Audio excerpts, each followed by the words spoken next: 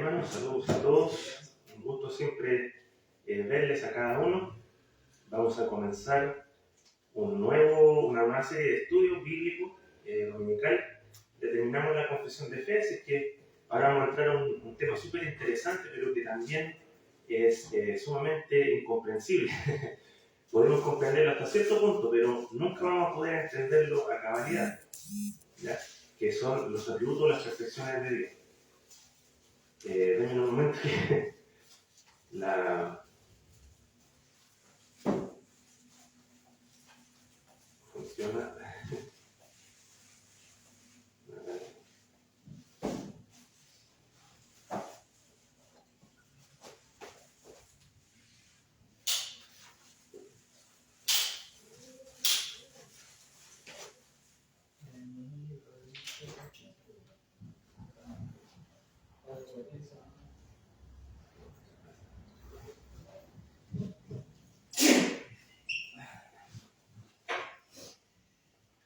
Mi computadora está un poquito atrasada, malito, entonces se demora de repente en... No te preocupes. ¿Ya?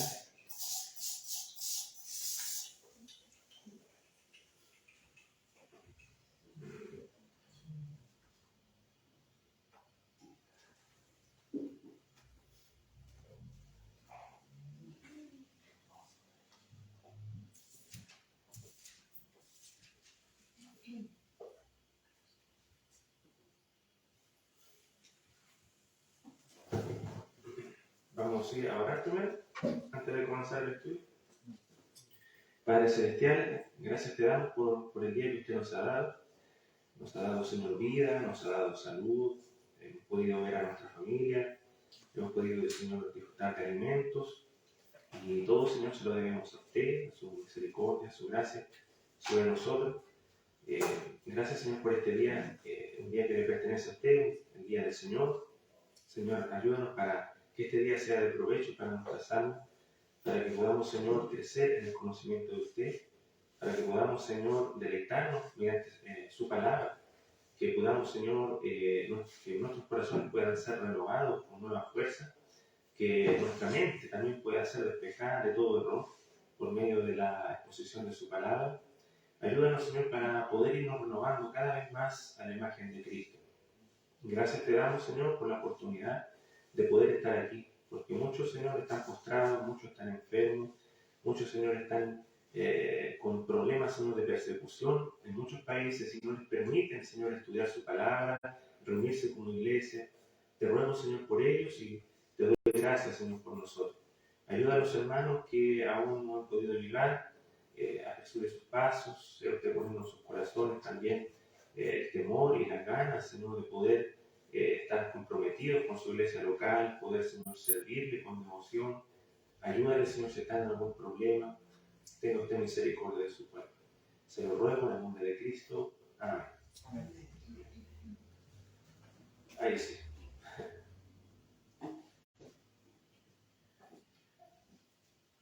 Entonces, vamos a comenzar esto y debemos tener en mente, hermanos, que para esto, este estudio no es un estudio cualquiera, o sea, no es que nosotros vamos a estudiar, por ejemplo, de alguna invención humana, que vamos a estudiar sobre las partes de un automóvil y de cómo funcionan, o del cuerpo humano, ¿cierto?, de biología, no vamos a estudiar eso, no vamos a entender cómo funcionan las matemáticas. Hay muchas personas que lo hacen y que son maestros en eso, podemos decir que son expertos, pero sin embargo, hermanos, cuando nos acercamos nosotros al estudio de los atributos o perfecciones de Dios, podemos, Señor, hermanos, hacerlo, pero con mucho temor y temblor, ¿ya? Porque en nuestra mente tan finita y pecaminosa no podremos comprender plenamente la grandeza de nuestro Dios, ¿ya? Yo lo invito a buscar Isaías 40, 28 para comenzar y Romanos 11, 33.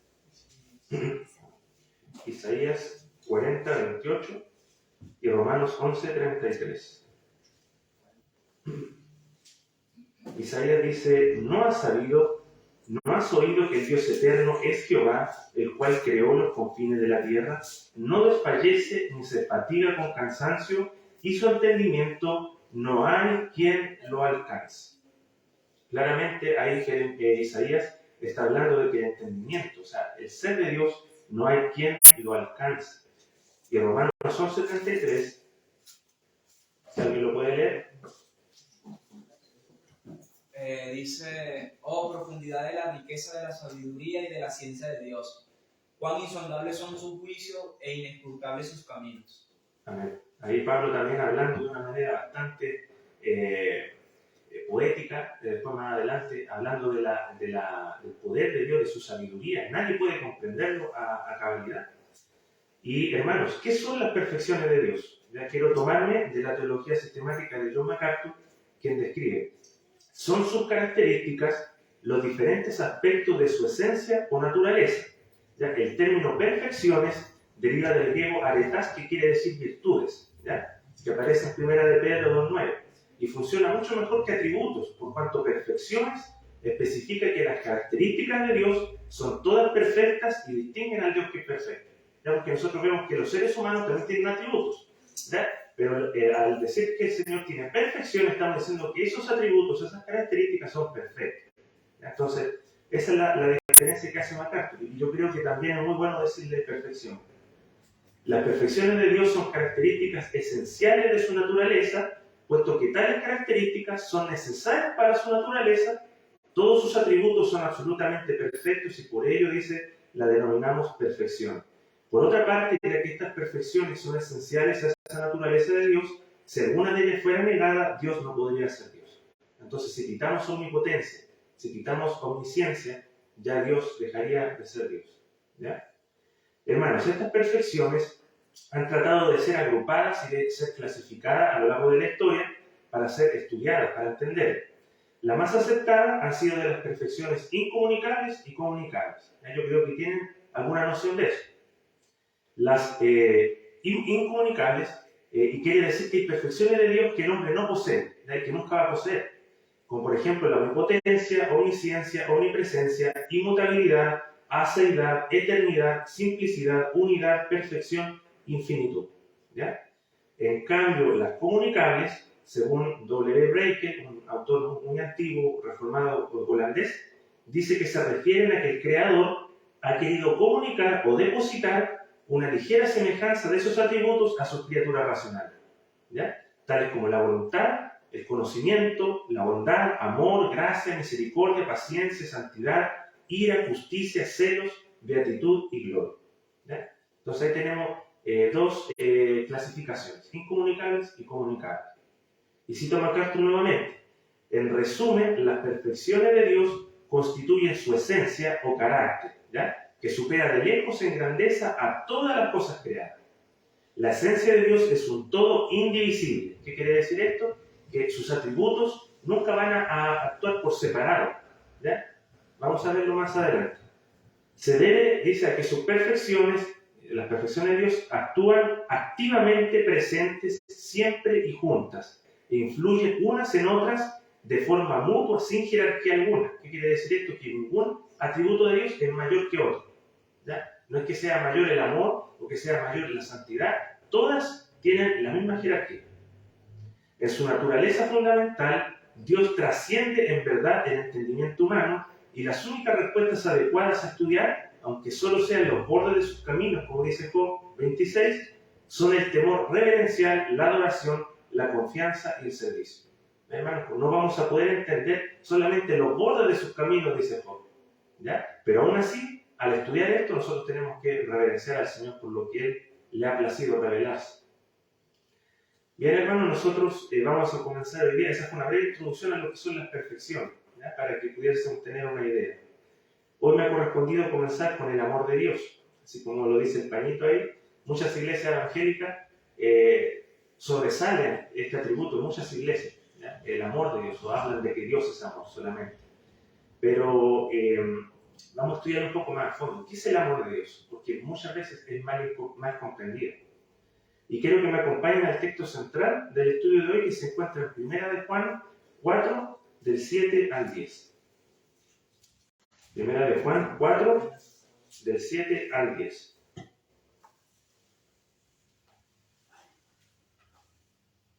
Primera carta del apóstol Juan, capítulo 4, 7 al 10. Y dice: amados, amémonos unos a otros, porque el amor es de Dios.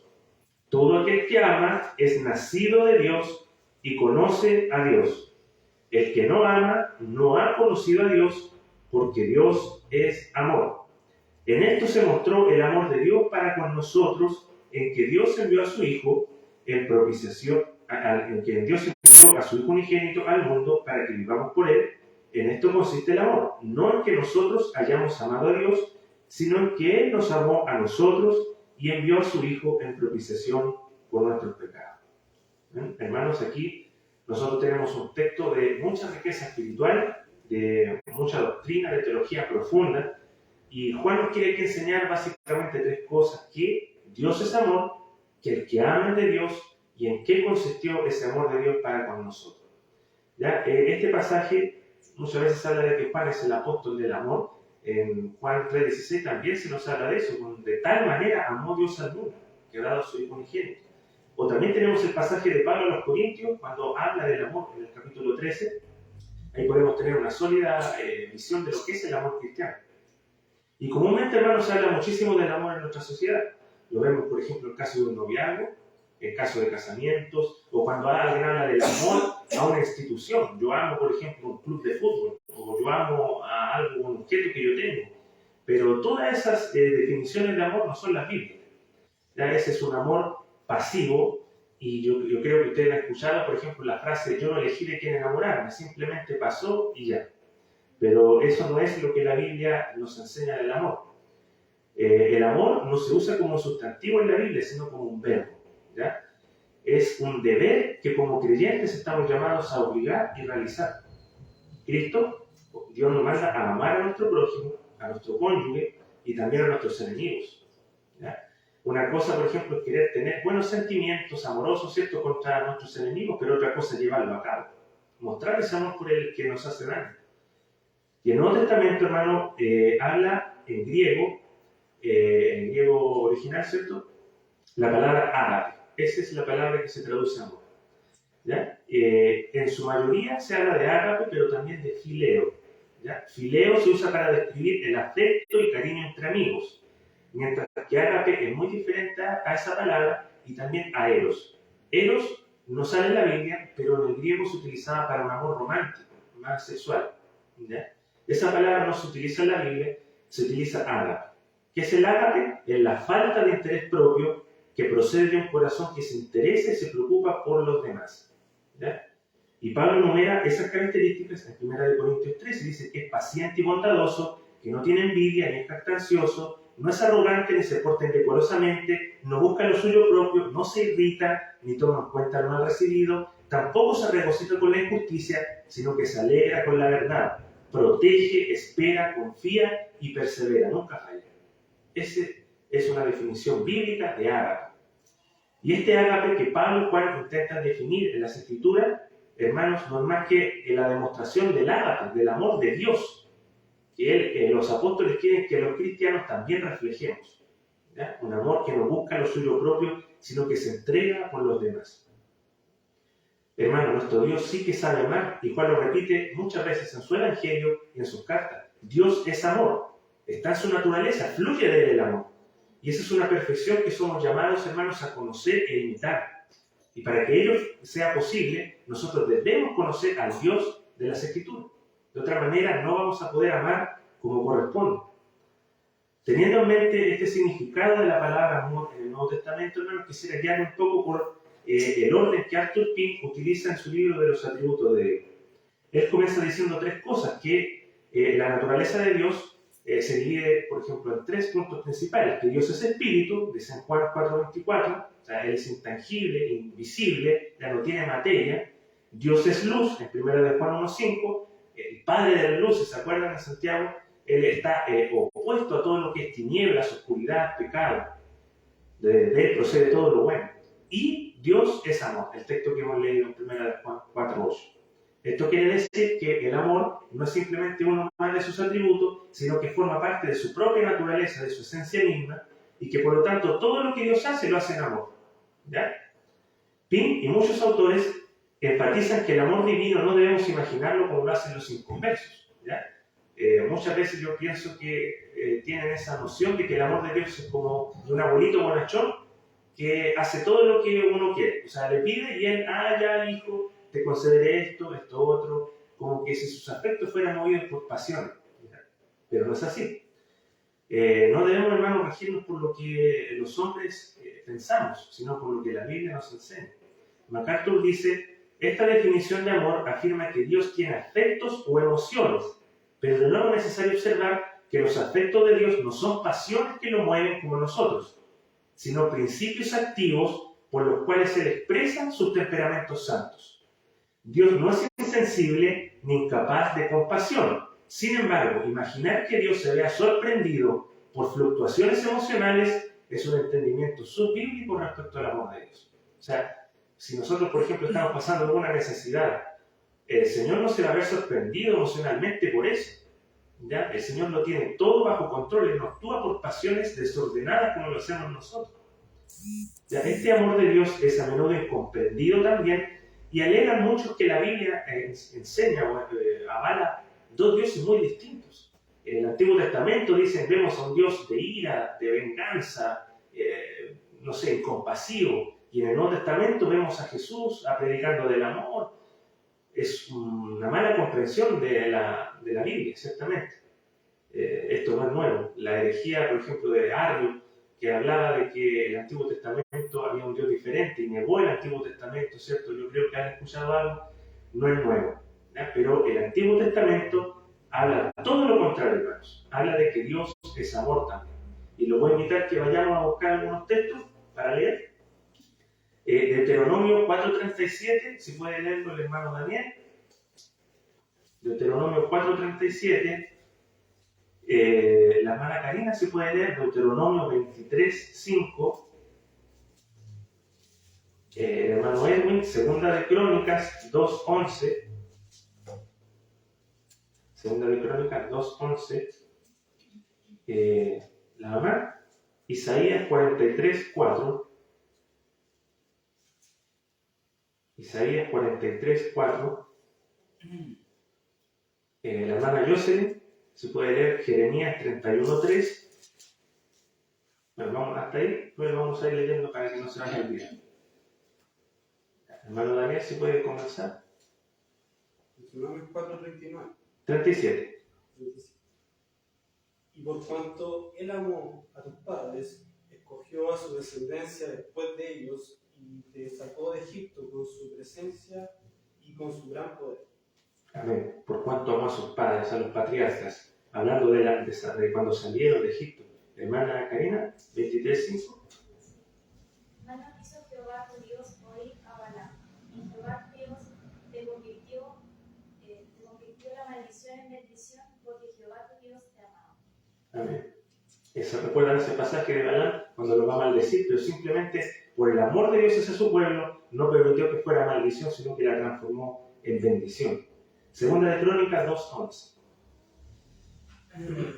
Entonces Hiram, rey de Tiro, respondió por escrito que envió a Salomón, porque Jehová amó a su pueblo, te ha puesto por rey sobre ellos. Amén. Un rey pagano, Hiram, reconociendo que el amor de Dios hacia Israel fue la que motivó a poner a Salomón en el trono, por su sabiduría. Isaías 43.4. Porque a mis ojos fuiste de gran estima, fuiste honorable, y yo te amé. Daré pues hombres por ti y naciones por tu vida. Amén. Jeremías 31.3.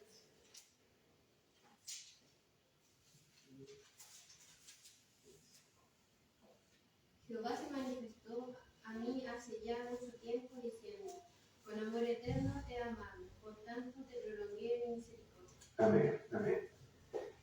Oseas 11, 1 al 4, si alguien puede buscar, Oseas 11.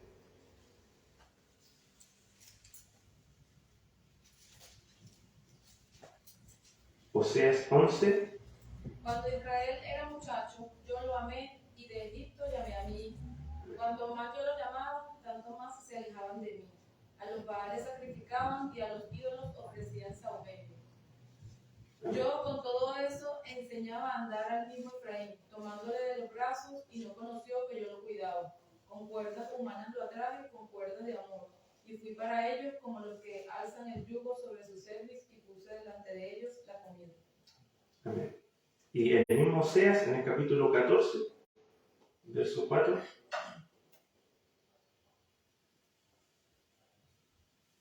Yo sanaré tu rebelión, los amaré de pura gracia, porque mi ira se apartó de ellos. Amén. Sofonías 3:17, si alguien puede buscarlo un poquito más adelante. Sofonías 3:17. El libro de Oseas es genial, hermano. Habla mucho del amor de Dios por un pueblo rebelde que no lo merece. Si pueden leerlo de corrido en sus casas, háganlo. Sofonías 3:17. Jehová está en medio de ti, poderoso. Él salvará, se gozará sobre ti con alegría, hallará de amor, se regocijará sobre ti con cánticos. Amén. Cómo el Señor se regocija en su pueblo, cómo los ama. Es increíble, hermano, y esto está dicho en los profetas, que uno muchas veces los ve como duros, ¿cierto? Como que traen solamente juicio, pero hablan mucho del amor de Dios. Y Malaquías 1:2 dice: yo os he amado, dice Jehová, y dijisteis: ¿en qué nos amaste? No era Saúl, hermano de Jacob, dice Jehová, y amé a Jacob. O sea, básicamente, hermanos, estamos viendo que el Dios de amor que habla Juan en el Nuevo Testamento, que habla Pablo, es el mismo Dios que vemos en las páginas del Antiguo Testamento. ¿Ya? Tenemos que tenerlo siempre claro para que las personas inconversas no tengan esa mala percepción de que el Antiguo Testamento habla de algo totalmente distinto. Y no es así. Lo vimos. Tenemos mucha evidencia. Estas solo son algunos versículos que nos hablan del amor fiel del Señor por su pueblo. Y dicho esto, vamos a ver algunas características de este amor divino. La número 1, el amor de Dios no está influenciado. ¿Ya qué quiere decir esto? Que no había nada en las criaturas que hiciera posible que Dios las amara. ¿Ya? Nada, absolutamente nada. ¿Ya? Esto nos causa mucho también incomprensión, porque nosotros como humanos amamos a alguien cuando esa persona hace un bien para nosotros, cuando nos entrega algún favor, si es un familiar, si es alguien que nos atrae físicamente, las amamos por esas cosas. Pero el amor de Dios no es así, es un amor libre y espontáneo, nunca causado por algo. ¿Ya? La única razón por que nosotros somos amados por Dios se encuentra en ¿qué? En su beneplácito. ¿Ya? Quiero que me acompañen a buscar Deuteronomio 7, del 7 al 8.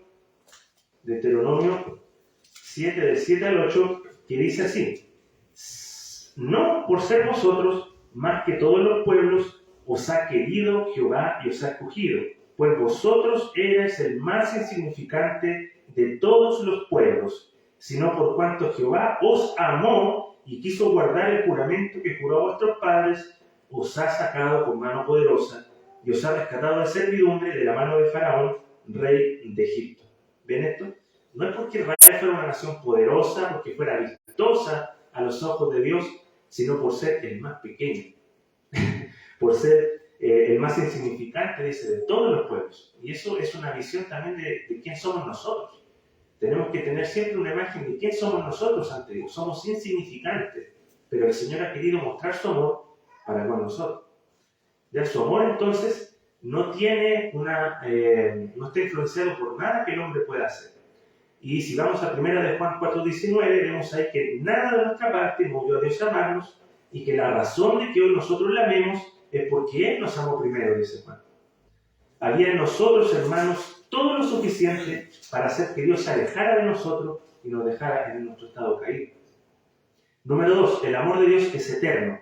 Esto es algo lógico, ya que Dios es eterno y no tiene un principio ni un final, así también su amor no tiene un comienzo ni tampoco tiene un final. Hermanos, esto es igual que nosotros no podemos comprender. Yo de verdad que no, mientras estaba estudiando esto, mientras estaba haciendo el estudio, hay cosas que no puedo, no se pueden entender. Yo sé que ustedes me comprenden esto. Pero vamos a Jeremías nuevamente 31:3, que leyó la hermana Jocelyn, que dice: con amor eterno te he amado, por tanto te prolongué mi misericordia. Y eso, hermanos, yo creo que es de gran aliento. El saber que el amor de Dios es eterno, que no tiene un final, eso nos da a nosotros una seguridad, nos da, Señor, ¿cierto?, a nosotros una paz, de que el amor de Dios no se acaba. ¿Ya? Y dice que Él nos amó desde antes de que viniésemos a existencia, y eso queda claro en Efesios 1, del 4 al 5, que dice: según nos escogió en Él, antes de la fundación del mundo, para que fuésemos santos y sin mancha delante de Él, en amor habiéndonos predestinado. Todo lo que Dios hace, lo hace con amor, y dice que desde antes de la fundación del mundo, ni siquiera nosotros habíamos existido, y el Señor ya nos amaba. ¿Ya? Como bien dice Pink, esta verdad debe ser algo que tranquilice el corazón del creyente, ya que así como el amor de Dios no tuvo un principio, no puede tener un final. Hermano, desde la eternidad hasta la eternidad, el amor se puede. Y eso quiero que lo tengamos siempre presente. Mientras estemos en pruebas, en dificultades, el amor de Dios no tiene fin. ¿Ya? Número 3, el amor de Dios es soberano. ¿Qué quiere decir esto? Que el Señor no está obligado por nadie a actuar, ya que Él hace lo que quiere, ¿cierto? Cuando quiere y como quiere. Él ama a quien le place.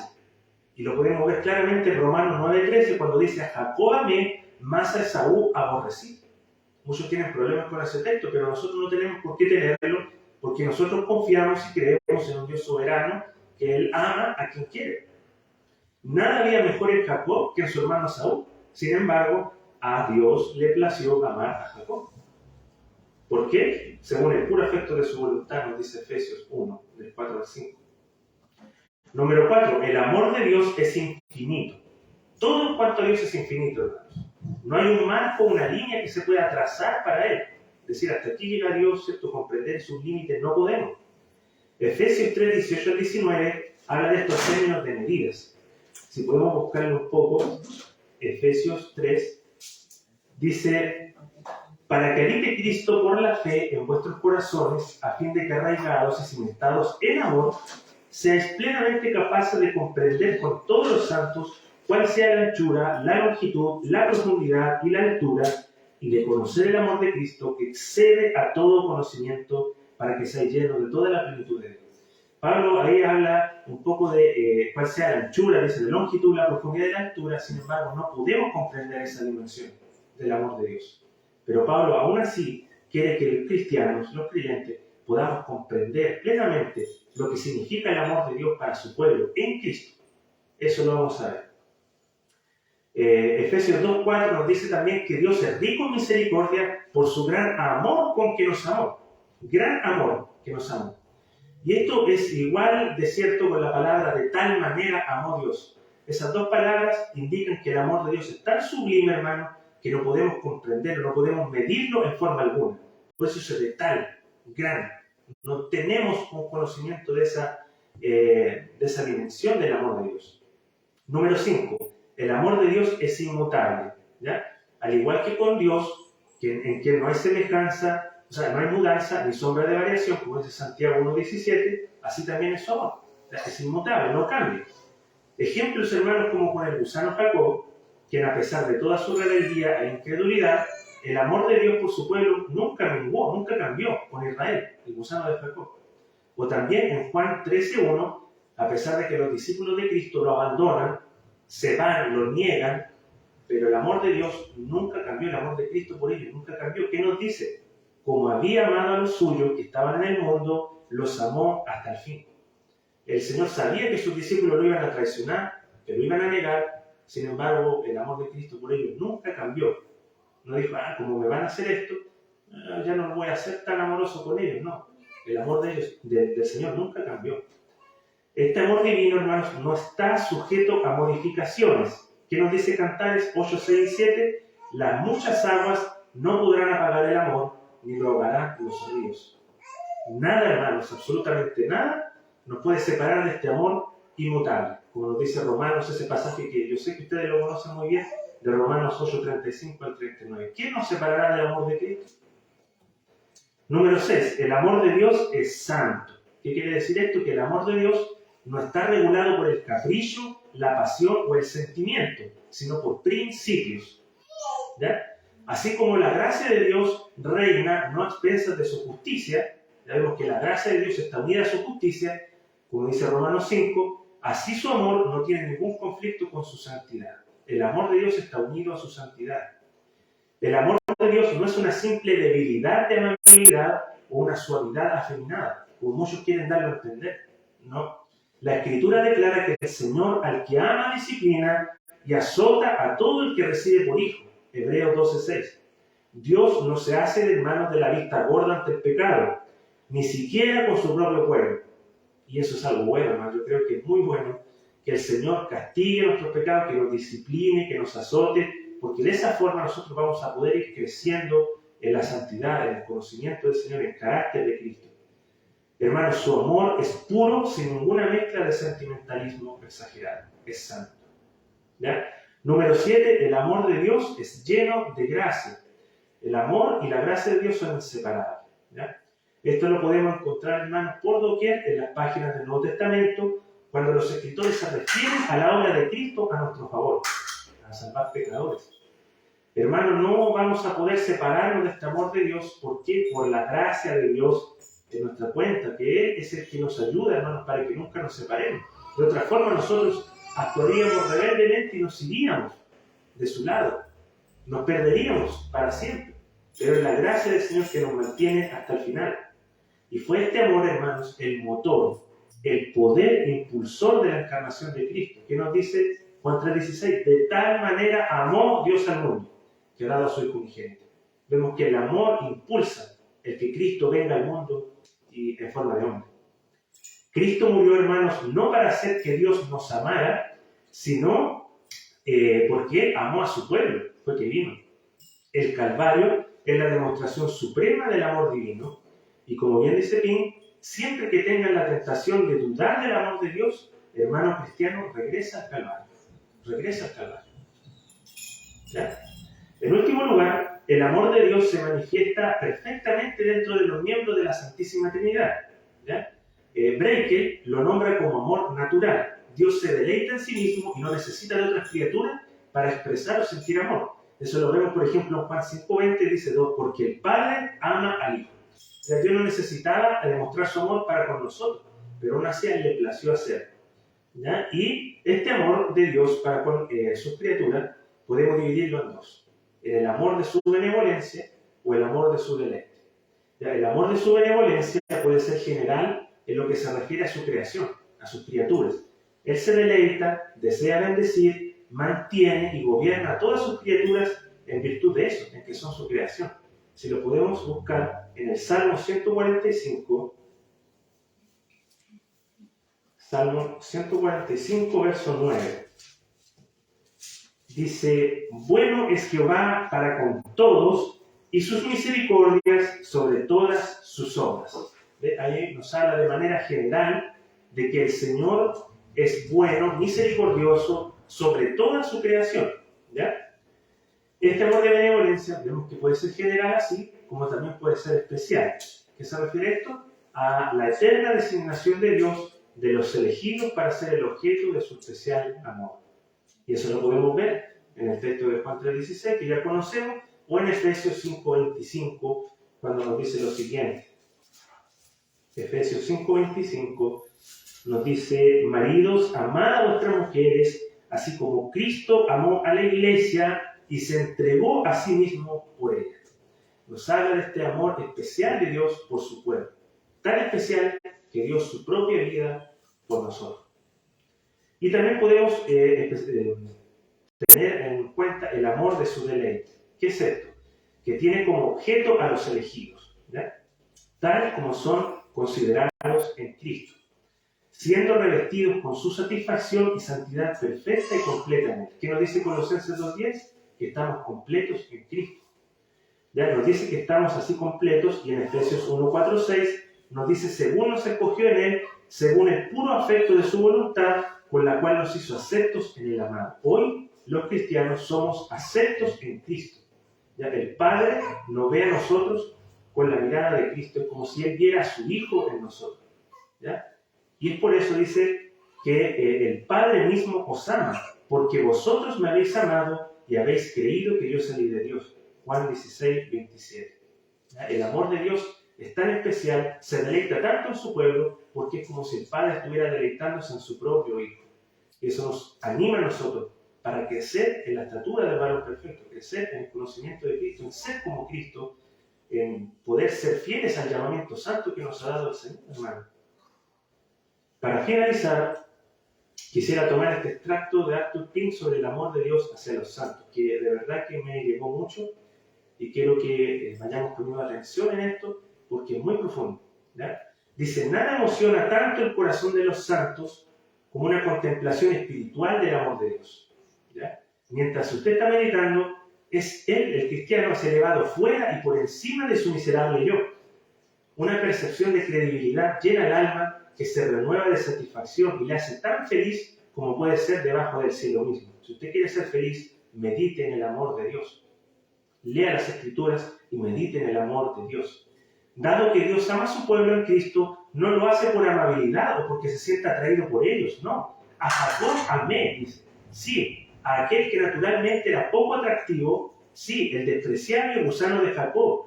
Como Dios ama a su pueblo en Cristo, su amor no se regula por cuántos frutos lleven, sino que su amor siempre es el mismo. Como los ama en Cristo, el Padre los ama como a Cristo. Llegará el momento en que la oración de Cristo será respondida, para que el mundo conozca que tú me enviaste y que los has amado a ellos, como también a mí me has amado. Juan 17:20. Te va a llegar un día en que todos van a ver esto, cuando el Señor regrese. Vamos a ser reivindicados. Todos van a ver el amor de Dios para su pueblo. Solo la fe, hermanos, puede comprender esas cosas maravillosas, porque ni el razonamiento ni los sentimientos pueden hacerlo. Dios nos ama en Cristo. ¿Qué deleite infinito tiene el Padre al contemplar a su pueblo en su querido Hijo? Todas nuestras bendiciones fluyen de esta preciosa fuente. El amor de Dios a su pueblo no comenzó ayer. No comenzó por el amor de su pueblo hacia Él. No. Nosotros le amamos a Él. ¿Por qué? Porque Él nos amó primero. Primero nos le damos a Él para que Él pueda volvernos a nosotros nuevamente. No. Nuestra regeneración no es el motivo de su amor, sino que su amor es la razón por la cual Él nos renueva según su propia imagen. Cuando Dios manifiesta su amor por primera vez hacia ellos, en lugar de que los escogidos estén buscando a Dios en ese momento, generalmente ellos se encuentran en el peor momento de sus maldades. Y pasé yo otra vez junto a ti y te miré, y aquí que tu tiempo era tiempo de amores, y extendí mi manto sobre ti y cubrí tu desnudez, y te di juramento y entré en pacto contigo, dice Jehová el Señor, en Ezequiel 16:8. Sus escogidos no solo a menudo están en su peor momento cuando el amor de Dios se les revela por primera vez, sino que están haciendo lo peor, como en el caso de Saulo de Tarso, yendo a Damasco a matar a cristianos, pero en ese momento el amor de Dios se revela al apóstol. El amor de Dios no solamente precede al nuestro, sino que también fue transmitido desde su corazón hacia nosotros mucho antes de que fuéramos liberados del poder de las tinieblas y trasladados al reino de su amado Hijo. No comenzó en el tiempo, sino que existe desde la eternidad. Con amor eterno te he amado. Jeremías 31:3. En esto consiste el amor, no en que nosotros hayamos amado a Dios, sino en que Él nos amó a nosotros y envió a su Hijo en propiciación por nuestros pecados. Es claro por esas palabras que Dios amaba a su pueblo mientras aún estaba en un estado natural, desprovistos de toda gracia, sin una partícula de amor hacia Él o fe en Él. Sí, mientras ellos eran sus enemigos, como dice Romanos 5. Claramente, eso ahora me impone una obligación 1000 veces mayor de amarlo, de servirlo, glorificarlo, que cuando Él me amó e inclinó mi corazón hacia Él. Todos los actos de Dios a su pueblo en el tiempo son las expresiones del amor que les tuvo desde la eternidad. Es porque Dios los ama en Cristo y lo ha hecho desde la eternidad que los dones de su amor son irrevocables. Son otorgados por el Padre de las luces, en el cual no hay mudanza ni sombra de variación, lo dice Santiago. El amor de Dios realmente hace un cambio en nosotros cuando es derramado en nuestros corazones, Romanos 5:5, pero no hace ningún cambio en él. A veces varía las dispensaciones de su providencia hacia nosotros, pero eso no se debe a que su afecto haya cambiado. Incluso cuando nos castiga, es en amor. Hebreos 12:6. Ya que tiene nuestro bien a la vista. Así como usted castiga y disciplina a su hijo para su bien, así el Señor lo hace con nosotros. Cuando seamos disciplinados por el Señor, no dudemos de su amor, sino que confiemos en su disciplina. Hermanos, el Señor nos ayude a meditar piadosamente en esta perfección de Dios, que es tan consoladora para nuestras almas. Y hermanos, aunque no alcancemos nosotros a dimensionar a cabalidad de nuestras mentes el ser supremo de nuestro trino Dios y de sus perfecciones, adoremos. Los invito a adorarle, a glorificarle, a amarle por lo que Él le ha placido revelar en su palabra. ¿Y qué es el amor entonces? En esto consiste el amor, no en que nosotros hayamos amado a Dios, sino en que Él nos amó a nosotros y envió a su Hijo en propiciación por nuestros pecados. Primera de Juan 4:10. Y eso, hermanos, es el estudio de hoy. Creo que, como les decía, no vamos a poder entender nunca a cabalidad sus atributos, su perfección, pero sí podemos ver esto en las Escrituras y podemos gozar, podemos creer, ¿ya? Por la fe. El Señor es amor. También vamos a orar. Padre Celestial, gracias te damos por el tiempo que nos has dado, que nos has permitido para poder estudiar tu palabra. Sabemos, Señor, que nunca podemos comprenderle con nuestra mente tan pequeña, tan finita, Señor, pero que a usted le ha placido revelarse en sus Escrituras para nosotros, para poder, Señor, dimensionar de alguna manera su ser, quién es usted. Y hemos podido ver acerca de su amor, un amor tan sublime, tan grande, que no podemos, Señor, comprender, sino solamente dar gracias, alabar su nombre por lo que usted ha hecho en Cristo. Usted nos ama en Cristo.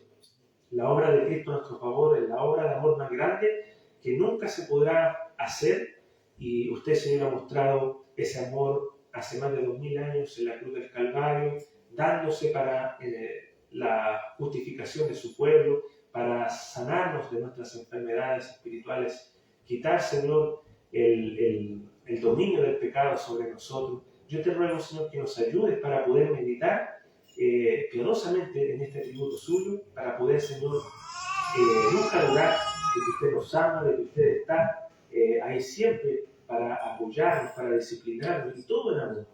Ayúdanos, Señor, para poder también amar como usted nos ha pedido, porque usted dijo que en esto conoceréis que sois mis discípulos, si os amáis los unos a los otros. Ayúdanos, Señor, para poder hacerlo, para poder vivir en amor delante de usted y delante de nuestro prójimo. Gracias, Señor, por este tiempo. Te lo rogamos en el nombre de Cristo. Amén. Vamos a tener ahora nuestro ver. Que el Señor les bendiga.